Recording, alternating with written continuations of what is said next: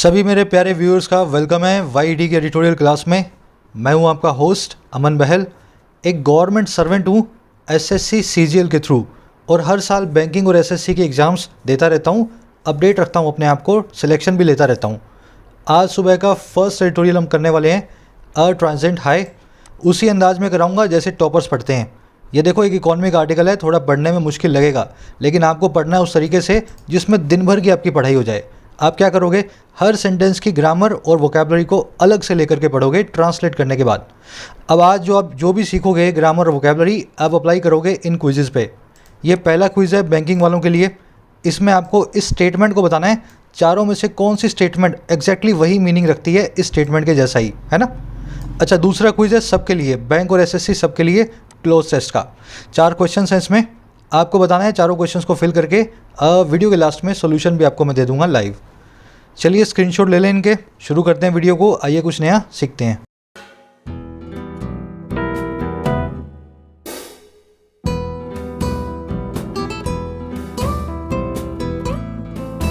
कह रहे अ ट्रांजेंट high. High का मतलब क्या होता है, ऊंचाई। ट्रांजेंट का मतलब होता है जो चीज़ थोड़े दिन चले, जो चीज़ टेम्परेरी हो, परमानेंट ना हो।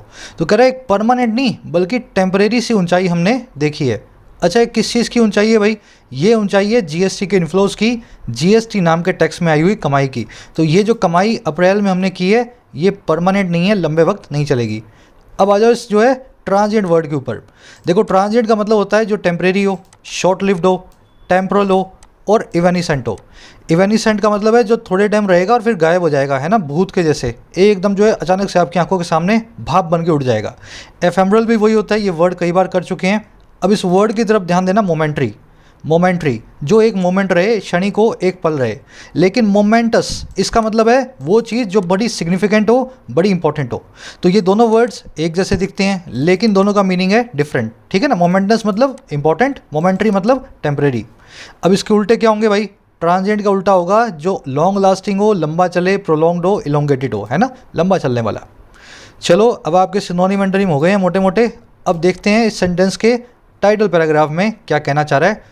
उससे पहले चैनल को सब्सक्राइब कर लेना भाई, तुम्हारा ही परिवार है, तुम्हारा ही चैनल है, जितना ग्रो करने में हेल्प करोगे उतना अच्छा है। साथ ही हमारा टेलीग्राम चैनल है ऑफिशियल वाईडी, 11,500-12,000 इस पे मेंबर्स हैं, आप ज्वाइन कर सकते हैं। हर पीडीएफ आपको यहाँ मिल जाएगी। और इंस्टाग्राम पे आप मुझे फॉलो करके पर्सनल मैसेजेस कर सकते हैं कोई आपकी क्वेरी हो तो, है ना। ये भी ऑफिशियल वाईडी नाम से है इंस्टाग्राम पे। चलिए शुरू करें। कह रहा record GST inflows are hardening but major risk lie ahead. कह रहा अपने आप में जो रिकॉर्ड जीएसटी के इन्फ्लोज आए हैं ना, जीएसटी की इतनी कमाई जो अपने आप में एक रिकॉर्ड है, आज तक कभी हुई नहीं। कह रहे ये जो इन्फ्लोज हैं, ये जो कमाइयाँ हैं, ये बड़ी ही हार्डनिंग है, ये दिल को गार्डन कर देने वाली हैं, एनकरेजिंग है, रीअश्योरिंग है, हमारे को बहुत अच्छी लगती हैं, ठीक है ना। कह रहे लेकिन बट जो मेजर रिस्क हैं, बड़े बड़े रिस्क हैं, अभी भी लाई अहेड करते हैं, अभी भी आगे बिछे हुए हैं। तो इस कमाई को एक महीने की देख करके खुश नहीं हो जाना है, आगे वाले महीनों में अच्छी न्यूज़ जो है हमारे लिए नहीं है, बड़े बड़े रिस्क हमें देखने को मिल रहे हैं। समझ गए। इन्फ्लोज की वर्ब है आर, रिस्क की वर्ब है लाई, सब्जेक्ट वर्ब ब्लू और पिंक कलर में मार्क्ड है हर रोज़ की तरह। अब इस वर्ड को देख लो, हार्डनिंग को, जो आपके दिल को खुश कर दे, एनकरेज कर दे आपको, है ना, आपके लिए आशाओं को बांध दे, हार्डनिंग। अब एक कूल कॉन्सेप्ट करेंगे लाई वाला। देखो लाई नाम की 3 वर्ब्स हैं हमारे पास। पहली वर्ब है लाई मतलब झूठ बोलना, इसकी सेकंड फॉर्म होती है लाइड, लाइट। इसको हम अलग कर रहे हैं, झूठ बोलने वाली वर्ब को हम अलग कर रहे हैं क्योंकि इसमें कन्फ्यूजन नहीं होती है ना। दूसरी वर्ब है लाई, ये भी लाई है लेकिन इसकी सेकंड और थर्ड फॉर्म अलग होती है। इसका मतलब होता है लेट जाना, आप सोफ़ा पे लेट गए, बेड पे लेट गए, है ना, खुद जब लेटोगे तब आप इस वर्ब को यूज़ करोगे, लाई, ले और लेन। तीसरी वर्ब है ले, ये जो वर्ब होती है इसका मतलब होता है खुद नहीं लेटना, किसी और चीज़ को लेटाना या किसी चीज़ को बिछा देना। बच्चे को सोफ़े पे लिटा देना, चाहे कालीन को फर्श पे बिछा देना, इसके लिए यूज़ होती है ये वाली वर्ब। कन्फ्यूजन कहाँ है, कन्फ्यूजन है इन दोनों वर्ब्स में। इसकी सेकंड फॉर्म है ले, इसकी फर्स्ट फॉर्म है ले। अगर सेंटेंस में ले लगा हुआ है तो आपको पता नहीं लगेगा किसको लगाया गया है, इसको या इसको। अब इस कन्फ्यूजन को दूर कैसे किया जाए, सीधी सी ट्रिक है। जब आप लेटेंगे तो आप ही सब्जेक्ट हैं, आप ही ऑब्जेक्ट हैं। इस केस के अंदर कोई ऑब्जेक्ट इस वर्ब का नहीं होगा, ये वर्ब है इंट्रांजिटिव। और जब आप किसी चीज़ को लेटाएंगे तो लेटाने वाली चीज़ को इस वर्ब का ऑब्जेक्ट बना के लगाया जाएगा। इस वर्ब को हमेशा एक ऑब्जेक्ट आपको देना ही होगा। तो आपको देख लेना सेंटेंस को, अगर ऑब्जेक्ट दिया हुआ है तो आपको इस वाली को यूज़ करना है, करेक्ट फॉर्म को। अगर ऑब्जेक्ट नहीं दिया हुआ तो आपको इस वाली को यूज़ करना है। अब मैं आपको करके दिखाता हूँ। He lay down and slept immediately, वो लेटा और हाथों हाथ सो गया, इमीडिएटली स्लीप कर गया। अब मुझे ये बताओ, पहले तो कर लेते हैं ग्रामर के हिसाब से। लेट वर्ब का कोई ऑब्जेक्ट नहीं है, अगर ऑब्जेक्ट नहीं है तो ये वाली वर्ब तो बिल्कुल नहीं है, वर्ब है ये वाली। अब इसमें लेट कहीं आता है, लाई ले लेन आ रहा है, तो ऑब्जेक्ट कोई है नहीं, मतलब इन्हीं में से एक को मुझे यूज़ करना है। मैं यूज़ करूँगा पास्ट टेंस को, स्लेप्ट लिखा हुआ है, वर्ब की सेकंड फॉर्म है, तो यहाँ भी मैं लगाऊंगा वर्ब की सेकंड फॉर्म, मैं लगाऊंगा ले। तो इसने इस ले की जगह लेट लगा के आपको दे दिया। मुझे लिखना चाहिए ही ले डाउन, वो लेट गया और हाथों हाथ सो गया। समझ गए ना, कोई ऑब्जेक्ट नहीं है ले के बाद, मुझे सीधे ही पता लग गया ये वाली जो है वर्ब लगेगी। अब यहाँ देखो, शी ले the mattress on the clean floor, उसने लिटा दिया मैट्रेस को क्लीन फ्लोर पे, बिछा दिया या बिछाती है। अब देखो मैट्रेस आ रहा है ले के बाद, नाउन आ रहा है ले के बाद, इस वर्ब के बाद एक ऑब्जेक्ट आ रहा है, तो आपको पता लग गया यूज़ तो ये वाली होगी, लिटाने वाली। अब बताओ मुझे, शी के साथ में क्या ले आ सकता है? अगर वो रोज़ लेटाती है, यहाँ पे लेज लगा दूँ तब तो बात अलग है, और आगे लिख दूँ एवरी डे तब वो बात अलग है। यहाँ पे पीछे एस नहीं आ रहा है, तो आपको क्या करना है, सीधे सीधे कहना चाह रहा है इसने सेकंड फॉर्म यूज़ करनी थी, ये वाली की जगह ये वाली यूज़ कर दी। तो क्या करेंगे हम, she laid the mattress on the clean floor. Grammar series में डिटेल में करवा चुका हूँ मैं, यहाँ पे सिर्फ और सिर्फ आप रिवीजन करेंगे, नए कॉन्सेप्ट्स आप ग्रामर सीरीज से ही सीखें, है ना। चलो आ जाओ, अब एक समरी मैं आपको दे देता हूँ, किस बारे में लिखा हुआ आपको पता लगे। अप्रैल 2021 में हमने 1,41,000 करोड़ जो है जीएसटी को कमाया हमारी गवर्नमेंट ने। अब हुआ क्या, कह रहा है आज तक ऐसा जीएसटी, जब से जीएसटी लागू हुआ है हमने कभी भी एक महीने में नहीं कमाया। अपने आप में रिकॉर्ड जीएसटी इन्फ्लोज हैं, लेकिन ये जो रिकॉर्ड जीएसटी इन्फ्लोज है ना, ये आए हैं मार्च से, जब सेकेंड वेव नहीं आई थी। अप्रैल में सेकेंड वेव हमने देखी है बहुत बुरे से। अब जो आप मई के अंदर, जून में, जुलाई में और अगस्त में देखोगे ना, वो आगे का कोई अच्छा सा सीन नहीं है। ज़रूर हमने 1,41,000 करोड़ जो है कमा लिए अप्रैल में, लेकिन इसको सोच के खुश नहीं हो जाना है, क्योंकि सेकंड वेव का प्रभाव तो हम आने वाले महीनों में अब देखने वाले हैं। तो हमारा एडिटोरियल है आज कंसर्न्ड, आगे के लिए चिंतित, कह रहे आने वाले टाइम के लिए हमें चुनौतियों से निपटना पड़ेगा। समझ गए ना, बस यही आज इसकी समरी है, कंसर्न्ड इसकी टोन है। शुरू कर लेते हैं आर्टिकल को। उससे पहले मैं ऐड करना चाहूँगा, आप किसी भी एग्ज़ाम की तैयारी करते हो इंडिया के, जितना ज़रूरी उसके कॉन्सेप्ट सीखना है, उतना ही ज़रूरी है लास्ट मोमेंट पे उसके एग्ज़ाम्स को देना, मॉक टेस्ट को। और मॉक टेस्ट के अंदर टेक्स्ट बुक भारत का लीडिंग ब्रांड है। यहाँ पे आपको 300 से ज़्यादा एग्जाम्स के 15,000 मॉक टेस्ट मिलेंगे। सारे के सारे इन्होंने एक पैकेज बनाया हुआ है 299 का, 1 साल की इसकी वैलिडिटी होती है। फॉर एग्जांपल आप देख पा रहे होंगे, एसएससी के हर छोटे बड़े एग्जाम के और बैंकिंग के भी सैकड़ों मॉक टेस्ट है, इंडिविजुअल मॉक टेस्ट हर एग्जाम के लिए। इसी तरीके से कोई भी एग्जाम हो, यूपीएससी हो, स्टेट पीएससी हो, for any exam in India you will get hundreds of mock test in this single package. वैसे इस पैकेज की कीमत है 299, 1 साल की वैलिडिटी के साथ। लेकिन आप सभी चैनल व्यूअर्स के लिए कूपन कोड है YET10। ऐप या वेबसाइट से इस पैकेज को बाय करते हुए इस कूपन कोड को यूज़ करें, 10% डिस्काउंट मिलेगा 30 रुपीज़ का फर्दर। चलिए, कह रहा है India's GST regime could not have hoped for a better start to its 5th year। कह रहा है इंडिया का जो GST regime है, अब देखो regime का मतलब होता है सिस्टम, अरेंजमेंट, एडमिनिस्ट्रेशन, मैकेनिज्म, इसको रेजिमेंट भी बोलते हैं। कह रहे इंडिया का जो GST का सिस्टम है ना, उसने नहीं होप किया होता इससे ज़्यादा बेटर, इससे ज़्यादा अच्छी स्टार्ट को, शुरुआत को इसके 5वें साल की। तो GST ने 5वें साल में कदम रखा इस अप्रैल 2021 में और एक बम्पर शुरुआत की है। ऐसी होप GST ने कभी भी नहीं की थी। अब देखो, could not have been, could not have hoped, आपने ये वाली स्ट्रक्चर मेरे साथ पढ़ी है कंडीशनल वाले सेंटेंसेस के अंदर। ग्रामर सीरीज आपकी बाइबल है, उस सीरीज़ को पूरा करने के बाद ही आप इन एडिटोरियल्स को देखोगे तो आपको फ़ायदा मिलेगा। तो वहीं से आपको पता है, जब भी मॉडल के साथ में हैव प्लस में V3 लग जाती है तो आप एक पास्ट टेंस की बात करते हैं, एक काम जो हो चुका होता या हो गया होता। तो इंडिया का रिजीम जो है ना, उसने ऐसी होप नहीं की होती, ऐसी एक स्टार्ट की जो 5वें साल की इसकी होने वाली थी, है ना। पास्ट के काम की बात करते हैं जो हो गया होता या हो सकता होता। बड़े आगे, कह रहा revenues from the tax hit an all-time high of ₹1,41,384 crore in April, surpassing the previous month's record of about 1.25 lakh crore rupee। कह रहे जो रेवेन्यू है, ऊपर एक वर्ड आया था इनफ्लो, इनफ्लो, इधर एक वर्ड आया रेवेन्यू, दोनों का मतलब है एक, दोनों का मतलब होता है कमाई, है ना। कह रहे जो कमाई है टैक्स से, और कौन सा टैक्स, द टैक्स, ये खास टैक्स GST। कह रहे इसने हिट कर दिया एक ऑल टाइम हाई को, ये पहुंच गई एक सबसे ऊपर वाले मार्क पे, और ये हाई किसका था, इतने हज़ार करोड़ रुपए का अप्रैल के अंदर। अब देखो इसने हिट कैसे किया, सरपास करते हुए, पीछे छोड़ते हुए पिछले महीने के रिकॉर्ड को जो था 1,24,000 जो है हज़ार करोड़ का। तो मार्च में भी हमने एक रिकॉर्ड बनाया, उस रिकॉर्ड को अप्रैल में हमने 1,24 को 1,41 से तोड़ दिया। समझ गए। सेंटेंस में देखने वाली कई चीज़ें हैं। पहली चीज़ देखना, रेवेन्यू की वर्ब है हिट। रेवेन्यू ने जब ये हिट किया ना तभी ये सरपास कर रहा था। दो काम जब साइमल्टेनियसली होते हैं, एक काम को बनाते हैं मेन वर्ब, दूसरे काम को बनाते हैं प्रेजेंट पार्टिसिपल साइमल्टेनियस एक्शन। समझ गए ना। तो ये रेवेन्यू के साथ में दो वर्ब्स हैं, एक्चुअल में दूसरी वर्ब को हमने पार्टिसिपल बनाया हुआ है साइमल्टेनियस एक्शन होने के कारण। अब इस सरपास नाम के वर्ड को देखो, एक या दो दिन में सर नाम की रूट को लेने वाला हूँ खबरी पे। इसका मतलब होता है एडिशनल या आगे। सर का मतलब क्या होता है, एडिशनल या आगे। सरपास का मतलब क्या है, किसी को एडिशनली पास करना, किसी को पास करके आगे निकल जाना, किसी से आगे बढ़ जाना। सरपास का मतलब होता है किसी से आगे बढ़ जाना, है ना। सर नाम की रूट से बना हुआ वर्ड है। वैसे ही वर्ड बनते हैं सारे, सर रियल, जो रियल से भी बहुत आगे है, जो वास्तविकता से बहुत आगे है। कहने का मतलब क्या है, जो इमेजिनरी है, हकीकत में हो ही नहीं सकता, है ना। आगे के 100 साल बाद जो चीज़ हो सकती है वो आज हमारे लिए इमेजिनरी चीज़ है, सर रियल है। सर चार्ज भी ये होता है, चार्ज के आगे चार्ज, चार्ज तो लगा ही, उस चार्ज के ऊपर जो है और चार्ज लगा दिया 10% सरचार्ज। सरफेस भी वही होता है, फेस के ऊपर का फेस, धरातल को बोलते हैं सरफेस, सबसे ऊपर का जो फेस होता है सरफेस। सरनेम होता है नाम के भी आगे का नाम, आपका सरनेम, है ना। आपकी जो है कास्ट लगाते हो, जो भी आप लगाते हो, आपका सरनेम। सरकोट होता है कोट के ऊपर का कोट, कोट तो पहना, उसके ऊपर एक कोट और पहनते हैं ताकि आपका कोट मैला ना हो। सरमाउंट भी यही होता है, माउंट के ऊपर चढ़ जाना, पहाड़ों पे चढ़ जाना, किसी को हरा देना या किसी चोटी पे पहुंच जाना। सरप्लस भी वही होता है, प्लस से भी आगे का प्लस, एडिशनल, है ना। सराउंड भी वही होता है, किसी को चारों तरफ बाहर से राउंड कर लेना, घेर लेना, किसी को जो है समझ गए ना, चारों तरफ से घेरना। तो ये सर नाम का रूट है, बहुत सारे वर्ड्स बनाता है।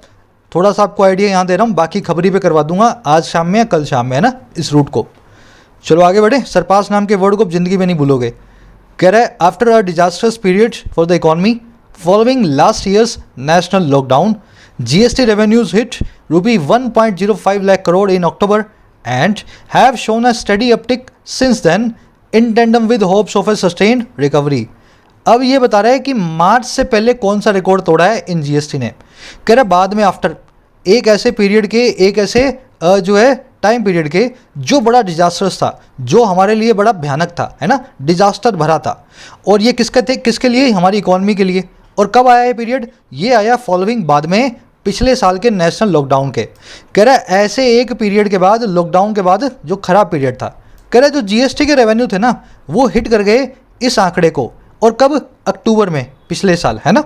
और इन्होंने दिखाया है एक लगातार से अपटिक को, स्टेडी अपटिक को सिंस देन, तब से। और कैसे दिखाया है, बिल्कुल इन टेंडम विद, बिल्कुल कोऑपरेशन में उन आशाओं के साथ जो है एक सस्टेन्ड रिकवरी की, लगातार बनी रहने वाली रिकवरी की। तो कह रहे पिछले साल के लॉकडाउन के बाद GST जो है पहले तो अक्टूबर में मार गया चौका, 1.5 लाख करोड़ का रिकॉर्ड इसने तोड़ा पहली बार अक्टूबर में, और फिर तब से लगातार जो है ऊपर चढ़ता आ रहा है। और ये बिल्कुल हमारी उन आशाओं के साथ में चल रहा है, इन टेंडम विद है, जो है सस्टेन्ड रिकवरी की। सबको यही आशा है कि रिकवरी जो है हमारी सस्टेन्ड रहे, लगातार चलती रहे, है ना, रुके नहीं, लगातार अनइंटरप्टेड चलती रहे। अब इस सेंटेंस में देखने वाली चीज़ें, डिजास्टर्स एक एडजेक्टिव होता है, कैटास्ट्रॉफिक हो, कैलामिटस हो, डिवास्टेटिंग हो, जो बड़ी ही दुर्घटना बड़ा हो, है ना, त्रासदी भरा हो। रेवेन्यूज़ की वर्ब है हिट, फॉलोइंग मतलब बाद में, एक प्रेपोजिशन है।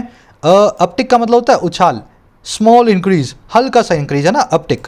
इसको ग्रीन शूट भी बोलते हैं। ग्रीन शूट मतलब, देखो ग्रीन मतलब हरा, शूट मतलब किसी चीज़ का ऊपर जाना, शूट होना। जब हरे हरे पौधे ज़मीन से निकलते हैं ना तब उसको ग्रीन शूट बोलते हैं, वो भी इंक्रीज का एक सिनोनिम होता है।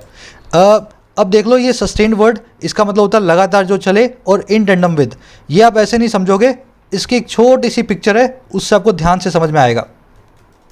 देखो ये जो है ना, ये होती है टेंडम, आप देख रहे हो ये टेंडम, जिस पे एक से ज़्यादा सीट्स हों, ऐसी बाइसिकल को बोलते हैं टेंडम।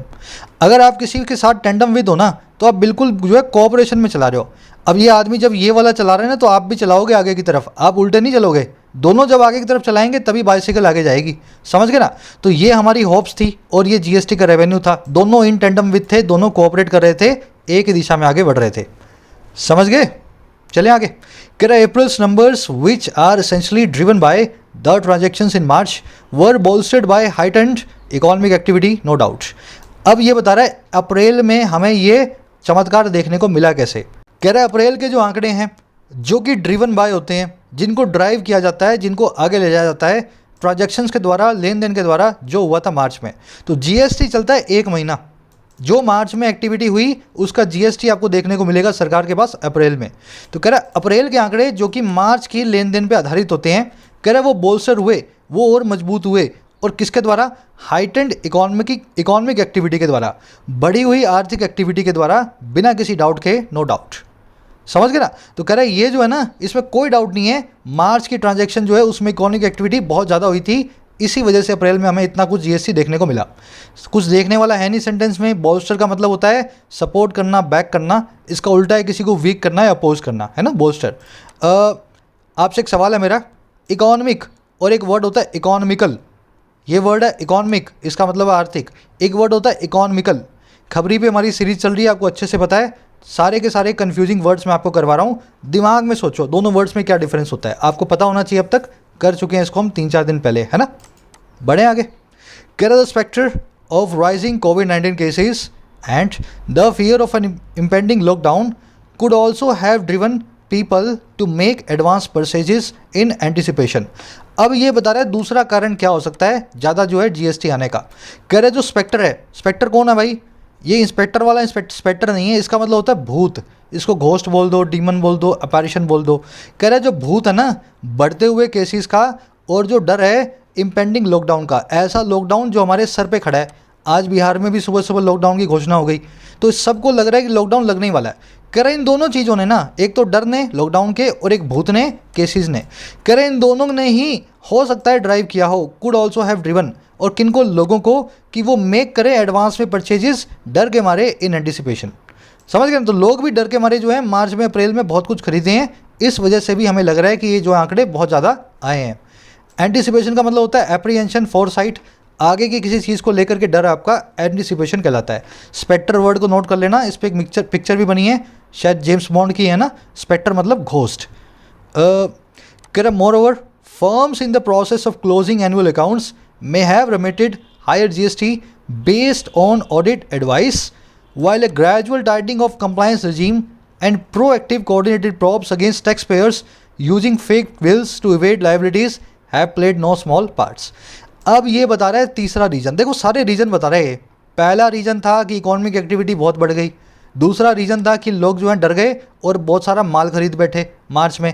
अब बता रहा है तीसरा reason more over. More over का मतलब होता है इन सब चीज़ों के भी ऊपर, जो हमने बोला वो तो ठीक है, इसके बाद जो फर्म्स हैं और किसमें, उस प्रोसेस में क्लोज करने की एनुअल अकाउंट्स को, मार्च में अपने अकाउंट्स को बंद करने की, कह रहा है उन्होंने भी हो सकता है रेमिट किया हो, डिपॉजिट किया हो, दिया हो सरकार को ज़्यादा जीएसटी, और किसके हिसाब से? ऑडिट एडवाइस के हिसाब से। साल के एंड के अंदर क्या होता है, आपको थोड़ा सा ज़्यादा जीएसटी दे देना होता है ताकि बाद में एडजस्टमेंट हो जाए। कम दिया तो पेनल्टी लग जाएगी, तो हो सकता है इन्होंने भी मार्च में ज़्यादा दे दिया हो। कह रहे जबकि एक धीमा धीमा ग्रेजुअल जो टाइटनिंग है, धीमे धीमे करके जो स्टेप बाय स्टेप टाइटनिंग है कंप्लायंस रिजीम की, सरकार के उस फैसले की जिसमें टैक्स चोरों को पकड़ पकड़ के पेनल्टी लगाई जाती है, कंप्लायंस रिजीम वही होता है ना। कह रहे इसकी जो टाइटनिंग है ना, इसका जो कड़ापन है, और एक प्रोएक्टिव कोऑर्डिनेटेड प्रोब्स भी हैं। आगे बढ़ करके सरकार जो है सिस्टम से प्रोब भी कर रही है, जांच भी कर रही है उन टैक्स पेयर के खिलाफ जो यूज़ करते हैं नकली बिलों को इवेड करने के लिए, बचने के लिए, अपने कर्ज से, अपनी लायबिलिटी से, अपने टैक्स से। कह रहा है इन दोनों चीज़ों ने भी, इस टाइटनिंग ने और इस प्रॉप्स ने, हो सकता है इन्होंने भी प्ले किया है, कोई भी छोटा पार्ट नहीं बल्कि एक बहुत बड़ा पार्ट। थोड़ा सा सेंटेंस जो है ना टेढ़ा है, एक बार मैं रिपीट कर देता हूँ, डरना मत, सीधा इतना समझ लो। फर्म्स की वर्ब है मे हैव रिमिटेड, और इन टाइटनिंग और प्रोब्स की वर्ब है हैव प्लेड। तो कह रहे फर्म्स ने हो सकता है ज़्यादा जो है टैक्स दिया हो अपनी ऑडिट एडवाइस के हिसाब से, इनके सीए ने जो इनको बोला उसके हिसाब से, और धीमे धीमे जो टाइटनिंग हो रही है कंप्लायंस रिजीम की, सरकार जो है टैक्स चोरों को पकड़ने के लिए अपना कंप्लायंस का सिस्टम मजबूत कर रही है, और आगे बढ़ करके जो प्रोब्स करवा रही है उन टैक्स पेयर से खिलाफ जो कि नकली बिल फाड़ के टैक्स से चोरी करते हैं। कह रहे इन चीज़ों ने भी प्ले किया है अपने आप में एक बहुत बड़ा पार्ट, नो स्मॉल पार्ट, छोटा नहीं बल्कि बहुत बड़ा पार्ट। समझ गए? अब आ जाओ देखने वाली चीज़ें। रेमिट करना मतलब डिपॉजिट करना, फर्म्स की वर्ब है मे हैव रेमिटेड। एडवाइस, इसमें सी आ रहा है, एक एडवाइस उसमें एस ही आता है, वो बताया तो हम आपको, ऐसा होता है एडवाइस, ठीक है, एडवाइस। दोनों वर्ड में डिफरेंस है। सी वाला होता है सजेशन, एक नाउन है। एस वाला होता है किसी को सजेशन देना, एक वर्ब है। समझ गए ना। अगर नाउन चाहिए सलाह के लिए तो एडवाइस को यूज़ करें सी वाला, सलाह देने के लिए वर्ब चाहिए तो एडवाइस को यूज़ करें एसी वाला। वैसे ही चलता है लाइसेंस और लाइसेंस। सी वाला होता है लाइसेंस, एक परमिशन, और एसी का मतलब होता है किसी को लाइसेंस देना, है ना, एक वर्ब होती है। ध्यान रखें ये वीक एरर्स हैं। इसका मतलब ये है अगर सेंटेंस में कोई और एरर ना मिले तभी इनको मार्क करें। समझ गए ना। ये वीक एरर्स हैं, इनको पहला मार्क करने का काम नहीं करना है आपको, पूरा सेंटेंस पढ़ना है। कुछ और ना मिले तब ये लास्ट में इन एरर्स को आप मार्क करें। आजकल इनमें ज़्यादा फर्क रह नहीं गया है ना। चलो, प्रोब मतलब जांच बोल दो, स्क्रूटनी बोल दो, इन्वेस्टिगेशन बोल दो। इवेड का मतलब होता है बचना, एब्डिकेट करना। लाइबिलिटी होता है आपका कर्जा, है ना। चलो, कह रहे in April 2020 GST collections had dipped to a mere ₹32,172 crore, 32,172 crore after all activity ground to a halt at 4 hours notice in late March. कह रहा अप्रैल 2020 में कुछ हुआ। अच्छा भाई क्या हुआ? जीएसटी कलेक्शन जो है डिप कर गई थी। अब ये पिछले साल की बात कर रहा है। जीएसटी कलेक्शन गोता मार गई थी, और कहाँ पे? मेयर खाली खाली इतने हज़ार करोड़ पे। और कब? जब सारी activity ground to a halt हो गई, जब सारी इकोनॉमिक एक्टिविटी धीमे धीमे करके रुक गई। और कब? 4 आवर्स के नोटिस में, 4 घंटे के नोटिस में, मार्च के लास्ट में। तो कह रहा मार्च में लगे लॉकडाउन, 4 घंटे के नोटिस पे सारी एक्टिविटी रुक गई। 32,172 करोड़ जो है वही हमारा कलेक्शन हुआ पिछले साल। अब आ जाओ सेंटेंस में देखने वाली चीज़। जीएसटी कलेक्शंस की वर्ब है हैड डिप्ड। मेयर का मतलब होता है खाली खाली, ग्राउंड टू ए हॉल्ट, ध्यान से समझना। ईडियम हमारे पास come to a grinding halt या ग्राइंड टू ए हॉल्ट, दोनों में से कुछ भी बोल दो, है ना। इन दोनों का मतलब है किसी चीज़ का ग्रेजुअली रुक जाना। जैसे पंखे को आपने बंद किया, 5 पे चल रहा था, आप बंद करोगे तो क्या होगा? वो रुक जाएगा। रुकेगा तो सही, लेकिन एकदम नहीं, धीमे धीमे धीमे धीमे चलता रहेगा। फिर आप देखोगे 2 मिनट बाद वो रुका हुआ आपको मिलेगा। इसी को बोलते हैं ग्राइंड टू ए हॉल्ट होना, चीज़ों का धीमे धीमे करके रुकना। ठीक है। अब ग्राइंड की सेकंड फॉर्म है ग्राउंड। तो यहाँ पे इसने पास्ट टेंस यूज़ किया है, activity ground to a halt. समझ गए ना, ग्राइंड की सेकंड फॉर्म को यूज़ किया है। इस ग्राइंड का बिल्कुल उल्टा होता है क्रैंक अप या किक इन, चीज़ों का धीमे धीमे करके चलना शुरू होना, है ना, क्रैंक अप या किक इन। ठीक है। ये आप जानते हैं आवर्स के आगे अपोस्ट्रोफी क्यों लगी है? नहीं जानते हैं तो बता देता हूँ। राम है तो राम्स बैग अगर बना रहा हूँ तो मैं ऐसे बनाऊंगा राम का बैग, है ना, राम्स बैग। स्टूडेंट है तो स्टूडेंट्स का बैग बना रहा हूँ तो मैं बनाऊंगा ऐसे स्टूडेंट्स बैग, अपोस्ट्रोफी एस लगा के, पजेसिव बना के। लेकिन बहुत सारे स्टूडेंट्स हैं तब मैं ऐसे बनाऊंगा तो ये हो जाएगा गलत। जब आपके लास्ट में एस आ रहा हो या एस की साउंड आ रही हो, उस केस के अंदर पजेसिव बनाते हुए आप पूरा पजेसिव बना दें अपोस्ट्रोफी एस लगा के, और लास्ट वाले एस को हटा दें, तो ऐसे बनता है स्टूडेंट्स बैग। ठीक है ना। जीसस है, लास्ट में एस आ रहा है, स आ रहा है बोलने में भी, तो जीसस का अगर बैग बनाना है ना तो भी लास्ट में इस एस को निकाल दें, ऐसा लिख करके छोड़ दें। तो इसी वजह से आवर्स कई सारे घंटे थे, इसलिए हमने बाद में अपोस्ट्रोफी लगा करके इसको छोड़ दिया। समझ गए ना। कर economic activity may not yet be as badly affected amid the pandemic second wave. कह रहा इकोनॉमिक एक्टिविटी जो है ना, हो सकता है अभी तक नहीं इफेक्ट हुई हो, नहीं प्रभावित हुई हो उतना ही बैडली, उतना ही ख़राब तरीके से बीचों बीच इस पैंडेमिक की सेकंड वेव के। तो फर्स्ट वेव में जब कुछ हुआ नहीं था, हाय तौबा मच गई थी बिना बात की, तब तो इकोनॉमिक एक्टिविटी रुक गई थी हमारे देश में। सेकंड वेव में जब मौतें हो रही हैं हर रोज़ हज़ारों में, हमारी इकोनॉमिक एक्टिविटी बिल्कुल जो चल रही है बिल्कुल बिना रुके, है ना। तो एक आयरॉनिक सी बात है, बस इसी बात को ये लिख रहा है इस सेंटेंस में। समझ गए? बढ़े आगे। कह रहे so far going by the restrictions imposed in several states supply chain disruptions are not expected to be as challenging. कह रहा अभी तक सो फार, अगर गोइंग बाय करें, अगर कंसीडर करें, हिसाब से चलें उन रेस्ट्रिक्शंस के, उन पाबंदियों के जो इम्पोज की गई हैं कई सारी स्टेट्स में। कह रहा है अगर अभी तक इनको देखा जाए तो सप्लाई चेन की जो डिस्ट्रप्शंस हैं, ये मैं आपको समझा दूंगा क्या होता है। कह रहा है ये जो खास चीज़ है ना, अजीब सी, ये एक्सपेक्टेड नहीं है कि ये उतनी चैलेंजिंग हमें दिखाई देती हूँ, हमारे लिए आगे चुनौती खड़ी करें। अब ये क्या होता है सप्लाई चेन डिस्ट्रप्शंस? देखो पूरी दुनिया चलती है पैसे पे, और पैसा होता है बाजार, बाजार पे चलता है पैसा, और बाजार में एक ही चीज़ से सब आदमी परेशान होते हैं, चीज़ों के दाम बढ़ने से। तो दामों पर पूरी दुनिया चलती है। अब दाम है ना, दाम सिर्फ 2 कारणों से बढ़ते हैं। पहला कारण है सप्लाई चेन डिस्ट्रप्शन, दूसरा है डिमांड डिस्ट्रप्शन। ये होते क्या है भाई? मान लो एक कंपनी 100 इंजेक्शन बना रही है कोविड के लिए हर रोज़, लेकिन आज 110 मरीज़ आ गए। अब 10 मरीज़ को इंजेक्शन नहीं मिलेगा, डिमांड बढ़ जाएगी, इसको बोलते हैं डिमांड डिसरप्शन। डिमांड बढ़ गई, बना तो उतना ही कंपनी, लेकिन डिमांड बढ़ गई, डिमांड के हिसाब से और नहीं बना पाई कंपनी, इस वजह से दाम बढ़ेंगे इंजेक्शन के। वो 100 इंजेक्शन अब पहले से महंगे बिकेंगे, ठीक है। दूसरा तरीका क्या है, सप्लाई चेन डिसरप्शन। किसी वजह से कंपनी ने आज 80 इंजेक्शन ही भेजे, सप्लाई में दिक्कत आ गई, 20 इंजेक्शन रास्ते में टूट गए, समझ गए मेरी बात को। तो इस वजह से भी दाम बढ़ जाएंगे, क्योंकि आज पेशेंट तो 100 ही हैं लेकिन कंपनी 20 इंजेक्शन कम भेज रही है। तो दो ही वजह से दाम बढ़ते हैं चीज़ों के। अब ये कह रहा है कि जो सप्लाई चेन डिसरप्शन है ना, ये एक्सपेक्टेड नहीं है हमारे लिए इतना चैलेंजिंग होगी, क्योंकि जो रिस्ट्रिक्शन इस बार लगी हैं स्टेट्स में, सरकार ने पूरा ध्यान रखा है किसी भी ट्रक को ना रोका जाए, सप्लाई में डिसरप्शन ना आए। इकोनॉमिक कॉन्सेप्ट है, समझा रहा हूँ, तुम्हारी समझ में आना चाहिए, तभी तुम पढ़ पाओगे हो क्या रहा है ना आर्टिकल में। चलो आ जाओ आगे। गोइंग बाय का मतलब होता है कंसिडरिंग। कह रहा however weakening demand will trigger a recalibration of product and investment plans, some of which has begun to kick in। कह रहा है हालांकि जो वीक होती हुई डिमांड है, अब देखो यहाँ पे सप्लाई की दिक्कत नहीं है, अब डिमांड की दिक्कत हो रही है। कह रहा है हालांकि जो वीक होती हुई डिमांड है ना, वो ट्रिगर करेगी, वो उकसाएगी, वो उंगली लगाएगी एक रिकैलिब्रेशन को, एक रीएडजस्टमेंट को, और किसमें, प्रोडक्शन और इन्वेस्टमेंट प्लान्स में।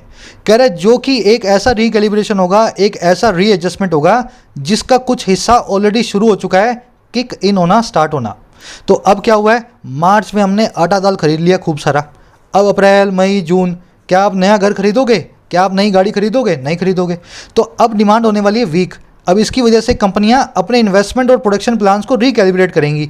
जो उन्होंने जनवरी में सोचा था अब वो मई में उतना नहीं बनाएंगी, है ना, रीएडजस्टमेंट करेंगी।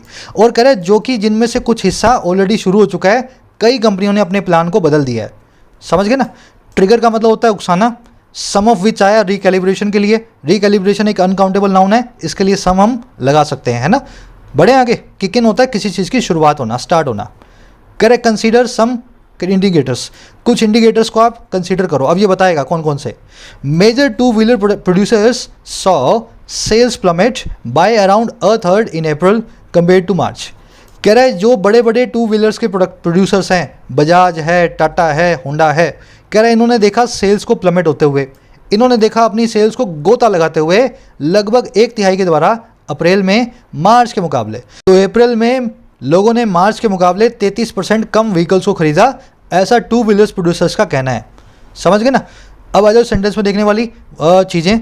कंसीडर यहाँ पे एक इंपेरेटिव सेंटेंस है। जब आप किसी को कोई ऑर्डर देते हैं, कोई सजेशन देते हैं, तो सेंटेंस में सब्जेक्ट नहीं होता, सब्जेक्ट अंडरस्टूड होता है यू, ठीक है ना। तो you consider some indicators, subject आपका यहाँ पे छुपा हुआ है। प्लमेट होता है मतलब गोता लगाना, ये 100 वाला कॉन्सेप्ट मैं आपको करवा चुका हूँ, एक बार रिपीट कर लेते हैं। ये सारी वर्ब्स हैं परसेप्शन की वर्ब्स। परसेप्शन मतलब चीज़ों को फील करने वाली, नोटिस करना, फील करना, सुनना, समझना, हियर करना, लिसन करना, है ना। ये सारी वर्ब्स से आप जो है आसपास की चीज़ों का अंदाज़ा लगाते हो क्या हो रहा है ना, देख करके, सुन करके। इन वर्ब्स की खासियत है, इनके बाद में जिस चीज़ को आप परसेप्ट कर रहे हो वो वर्ब की आईएनजी फॉर्म में भी आ सकती है और वर्ब का बेयर इंफिनिटिव बन के भी आ सकती है। I heard him singing a song, I heard him Singh a song. Heard के बाद में जिससे हर्ड हुआ उसके लिए सिंगिंग ए सॉन्ग भी आ गया और सिंग ए सॉन्ग भी आ गया। अब इसमें फ़र्क क्या है, सीधा सा फ़र्क है। जिसमें सिंगिंग ए सॉन्ग लिखा उसका मतलब है मैंने उसको गाना गाते हुए सुना, लेकिन मुझे नहीं पता वो कौन सा गाना कब शुरू किया था। जब वो गा रहा था तब मैं वहाँ से गुजर रहा था, गाने के 2 लाइन मैंने सुनी और आगे बढ़ गया, समझ गए ना। पूरा गाना नहीं सुना, मुझे नहीं पता वो कब शुरू किया और कब ख़त्म किया। और सिंग का मतलब क्या है, जब वो गाना गा रहा था ना तब शुरू से लास्ट तक पूरा सॉन्ग मैंने सुना। बस यही फ़र्क है वर्ब की आईएनजी फॉर्म और वर्ब की फर्स्ट फॉर्म में, बेयर इंफिनिटिव में। इन सारी वर्ब्स के बाद, खास वर्ब्स के बाद, ये कॉन्सेप्ट आज आप वाले आपका जो क्विज है उसमें यूज़ होगा, ये वाला कॉन्सेप्ट, है ना। चलो, करे plant shutdowns have gradually begun to reduce inventory buildups. Plants के जो शट डाउन है, कंपनियां अपने प्लांट बंद कर रही हैं, उनको पता है अब हम कई महीने कुछ खरीदेंगे नहीं। कह रहे ये जो शट डाउन्स है ना, धीमे धीमे इन्होंने शुरू कर दिया है रिड्यूस करना, कम करना लोगों के, कंपनियों के इन्वेंटरी के बिल्डअप्स को। इन्वेंटरी का मतलब होता है स्टोर रूम, बिल्डअप का मतलब होता है इकट्ठा। तो कंपनियां 6-6 महीने का माल इकट्ठा करके रखती हैं, अब ऐसा नहीं है। कंपनियां जो है माल बनाना बंद कर गई हैं, जो पड़ा है उसको बेच रही हैं, अपने स्टोर रूम को छोटा कर रही हैं, है ना, बिल्डअप को कम कर रही हैं। कह रहा in report wall of worry crisis CRISIL has warned of several indicators sliding since mid April including GST e way bills which fell by over 6% 2 weeks in a row. कह रहे एक रिपोर्ट में इस नाम की कंपनी की, इस रिपोर्ट का नाम था और कंपनी का नाम है क्रिसिल। कह रहे इस रिपोर्ट में क्रिसिल ने वार्न किया है, क्रिसिल ने चेताया है बहुत सारे इंडिकेटर्स के स्लाइड होने का, और कब से, मिड अप्रैल में, जिसमें शामिल है जीएसटी के ई वे बिल्स जो कि गिर गए लगभग 6% से 6% से लगातार दूसरे हफ्ते इन अ रो। तो ऐसा क्रिसिल ने बताया है कि अप्रैल में ज़रूर जीएसटी हमने कमाया है, लेकिन आगे का जो रास्ता है वो बड़ा जो है मुश्किल होने वाला है। इंडिकेटर्स स्लाइड कर रहे हैं, ठीक है। इंडिकेटर्स कुछ नहीं होता है, ग्राफ होता है। ग्राफ के स्लाइड करने का मतलब है इकोनॉमी खड्डे में जा रही है, गड्ढे में जा रही है ना। चलो, कह रहा manufacturing orders growth hit an 8-month low in April as per IHS Markit. Manufacturing orders की जो ग्रोथ है वो हिट कर गई 8 महीने के सबसे लो में, और कब, अप्रैल के अंदर, IHS मार्केट नाम के सर्वे फर्म के हिसाब से। तो ये जो है ना अप्रैल में कई ख़राब चीज़ें भी हुई हैं, मैन्युफैक्चरिंग ऑर्डर जो है वो कम होते गए हैं, ऐसा बताया गया हमें अप्रैल में। कह रहा and the pandemic surge and desperate shortage of health infrastructure have prompted industry leaders to pitch for a stringent lockdown. और ख़राब न्यूज़ ये भी है कि जो पैंडमिक में सर्ज है, महामारी में जो बढ़ता हुआ उछाल है, सर्ज है ना, जो लहर है, और जो शॉर्टेज है, बड़ी निराशा, बड़ी डेस्परेट, और किसकी, हेल्थ केयर इंफ्रास्ट्रक्चर की, डॉक्टर्स की, नर्सिस की और हॉस्पिटल बेड्स की। कह रहे इन दोनों चीज़ों ने ना प्रॉम्प्ट कर दिया है, ट्रिगर कर दिया है, मजबूर कर दिया है इंडस्ट्री लीडर्स को कि वो पिच फॉर करें, सपोर्ट करें, डिमांड करें एक कड़े लॉकडाउन की। तो ऐसा भी हो रहा है, जो सारे इंडस्ट्री के लीडर्स हैं वो यही कह रहे हैं कि लॉकडाउन लगा दो, ना बेड्स हैं हमारे पास और ना ये बीमारी थमने का नाम ले रही है। 14 दिन में चीज़ें थोड़ी सी नॉर्मल होंगी लॉकडाउन लगने के बाद। समझ गए ना। दोनों की वर्ब है शॉर्टेज और सर्च की, है प्रॉम्प्टेड। प्रॉम्प्ट का मतलब होता है ट्रिगर करना, इंसाइट करना, इंस्टिगेट करना, किसी को भड़काना या उंगली लगाना। पिच फॉर करने का मतलब होता है किसी चीज़ के लिए सपोर्ट करना, किसी चीज़ के लिए डिमांड करना, किसी चीज़ के लिए मनाना, है ना, कि ऐसा कर दो, लॉकडाउन लगा दो। डेस्परेट होता है होपलेस, एकदम एक्सट्रीम। कह रहा it would be foolhardy now to expect GST and other tax revenues to stay robust till government gets a better grip on infections and vaccinations. कह रहा है ये होगा फुल आरडी। फुल आरडी का मतलब होता है बेपरवाह, डेंजर आपके सामने है, ट्रेन सामने से आ रही है, लेकिन फिर भी आपको सेल्फी लेनी है। समझ गए ना, एकदम जो है खतरों से खतरों के खिलाड़ी वाला काम हो जाएगा, है ना। कह रहे ये बड़ा खतरों के खिलाड़ी वाला काम है, फुल आरडी काम है। अब इस वक्त एक्सपेक्ट करना, आशा करना कि जीएसटी और जो दूसरे टैक्स रेवेन्यू हैं वो बने रहेंगे रोबस्ट। और कब, जब तक गवर्नमेंट को एक ग्रिप ना मिल जाए, जब तक गवर्नमेंट को पकड़ ना मिल जाए इन्फेक्शन पे और वैक्सीनेशन पे। तो जब तक ये महामारी नहीं थमेगी ना, तब तक अपने आप बाय डिफ़ॉल्ट मान लो कि जो अप्रैल में हुआ अब मई, जून, जुलाई, अगस्त में नहीं होने वाला है। नहीं मानते हो तो आप अपने आप से ही खतरों से खेल रहे हो। समझ गए ना। अब देखने वाली चीज़ें, फुल आरडी मैंने आपको बता दिया। टिल पे एक क्वेश्चन बनता है, देखो ये वाला क्वेश्चन तो आपको पता ही होगा, स्पेशल रूल क्या है, अनटिल, अनलेस और लेस्ट का सबको पता होना चाहिए। डालना कमेंट्स में, जिसको नहीं पता है कमेंट्स में चेक कर लेना। अब मैं जो आपको बताने जा रहा हूँ ना वो अलग चीज़ है। टिल और अनटिल में फ़र्क क्या होता है? पहला है अनटिल, दूसरा है टिल। दूसरी अनटिल की ये स्पेलिंग भी है और टिल की ये स्पेलिंग भी है। ध्यान दे लेना, लेफ़्ट साइड वाले दोनों ही सही हैं, लेफ़्ट साइड वाले दोनों ही सही हैं, और राइट साइड वाली दोनों स्पेलिंग गलत हैं, ठीक है। अनटिल में डबल एल नहीं आता और टिल में डबल एल आता है, दोनों का मीनिंग एक ही है। टिल जो है वो थोड़ा सा कम फॉर्मल है, अनटिल को हम ज़्यादा फॉर्मली यूज़ करते हैं। वैसे टिल जो है वो ज़्यादा पुराना है ना, बाइबल में भी आपको टिल देखने को मिलेगा, अनटिल नहीं मिलेगा। लेकिन आजकल स्टैंडर्ड इंग्लिश में हम टिल को यूज़ करते हैं, अनटिल को टिल की बजाय इसको कम यूज़ करते हैं। ये दोनों एक ही हैं, ये दोनों गलत हैं, ध्यान कर लेना स्पेलिंग्स को। चलो आ जाओ। कह रहा with the assembly polls over the centre must urgently convene the GST council. कह रहा है असेंबली पोल्स के, विधानसभा चुनावों के ओवर होने के साथ ही सेंटर को अर्जेंटली कन्वीन करना चाहिए, बुलाना चाहिए, ऑर्गेनाइज करना चाहिए जीएसटी काउंसिल को, ठीक है ना। तो सेंटर को जीएसटी काउंसिल को फटाफट रख ही देना चाहिए। कन्वीन करना मतलब मीटिंग को बुलाना। Correct to add to what is already pending rationalisation of GST rates slabs a rejig of rates. एक काम करते हैं, ये सेंटेंस आप सीधे नहीं पढ़ पाओगे, देखो लंबा है और इसमें छोटा सा एक पेज भी है। मैं वो क्या करता हूँ, ये बीच वाला है ना, ये बीच वाला, इसको नहीं पढ़ाऊंगा। आप बाकी सेंटेंस पढ़ लो और लास्ट में बीच वाले को जोड़ा जाएगा इस हाइफन से, इस हाइफन वाले को, बीच वाले को, है ना। तो इतना ही पढ़ूंगा बीच वाले को छोड़ के। Correct to add to what is already pending the council must begin gearing up early for shortfalls in GST compensation to states that may arise this year। कह रहा है ऐड टू करने के लिए, जोड़ने के लिए, जो चीज़ पहले से ही पेंडिंग है। अब ये बीच में बताया कौन कौन सी चीज़ें पेंडिंग है ना। कह रहा है जो काउंसिल है ना उसको शुरू कर ही देना चाहिए। ये जो जीएसटी काउंसिल जो सेंटर बुलाएगा, इस सभा को शुरू कर ही देना चाहिए तैयारी करना, गियरअप करना जल्दी ही। और किस चीज़ के लिए? शॉर्टफॉल के लिए, कमी के लिए, जीएसटी के हर्जाने में, कंपेंसेशन में स्टेट्स को जो जाता है या दिया जाना है, जो कि खड़ा हो सकता है इस बार, अराइज हो सकता है इस साल। तो कह रहे हैं सेंटर को जीएसटी काउंसिल को बुलाना है और उन चीज़ों को जो कि पहले से ही पेंडिंग है ना, ये सारी की सारी चीज़ें जो मैं अभी आपको बताऊंगा, इस जीएसटी काउंसिल को शुरुआत कर देनी चाहिए कि ये तैयार हो जाए। और किसके लिए? जीएसटी कॉम्पेंसेशन में फॉल के लिए, जो कि इस बार सेंटर से स्टेट्स को जाना है और जो फॉल जो है, जो कमी जो है इस साल अराइज हो सकती है। अब देखो कौन कौन सी चीज़ें पेंडिंग हैं, इसके अलावा भी, शॉर्टफॉल के अलावा क्या क्या बीमारियां हमारे सामने खड़ी हैं। पहला है rationalisation of GST rate slabs. GST rate slabs को रेशनलाइज करना। भाई एक है 6%, फिर है 18%, फिर है 28%, उल्टे सीधा जीएसटी लगाया हुआ है। ज़रूरी चीज़ों पे कई बार टैक्स लग रहा है और गैर ज़रूरी चीज़ों पे नहीं लग रहा। तो रेशनलाइजेशन का मतलब होता है चीज़ों को लॉजिकल बनाना, रैशनल बनाना। तो टैक्स स्लैब को रैशनल बनाने का काम हमारे सामने पेंडिंग है। दूसरा है a rejig of rates on critical pandemic supplies. दूसरा काम ये है कि पैंडेमिक में जो सप्लाई है उसमें रेट्स को रीऑर्गेनाइज करना, रीजिग करना। ऑक्सीमीटर पे जीएसटी नहीं लगना चाहिए। अगर कोई वेंटिलेटर मंगा रहा है तो उस पर जीएसटी नहीं लगना चाहिए। तो पैंडेमिक सप्लाई पे जीएसटी को रीऑर्गेनाइज करना है, ये काम भी हमारे सामने पेंडिंग है। और तीसरा है prickly issue of bringing fuel under GST. ये जो कांटों भरा इशू है फ्यूल को जीएसटी के नीचे लाने का, पेट्रोल डीजल को भी जीएसटी में घुसाने का। तो कह रहे ये तीनों चीज़ें पेंडिंग है, शॉर्टफॉल्स हमें दिख रही हैं। जीएसटी काउंसिल को अब तैयार हो जाना चाहिए। आई थिंक अब समझ गए होंगे, है ना। ऐड टू यहाँ पे किसी की वर्ब नहीं है, इन्फिनेटिव है, इसको मैं सही कलर दे देता हूँ। कह रहा India can ill afford a repeat of 2020 face off between the centre and states that almost upended the very spirit of cooperative federalism the GST emerged from. कह रहा है इंडिया बिल्कुल भी अफोर्ड नहीं कर सकती है किसको? एक दोहराने को 2020 के। और कौन सा 2020 का? क्या वो वाला फेस ऑफ, वो वाला क्लैश जो हुआ था सेंटर और स्टेट्स के बीच में, है ना। फेस ऑफ का मतलब होता है लड़ाई। तो जो दोनों के बीच की लड़ाई हुई थी, अब इंडिया जो है 2020 वाली जो लड़ाई को 2021 में दोहराना बिल्कुल भी अफोर्ड नहीं कर पाएगा। अब ये कौन सी लड़ाई थी, ये कौन सा फेस ऑफ था?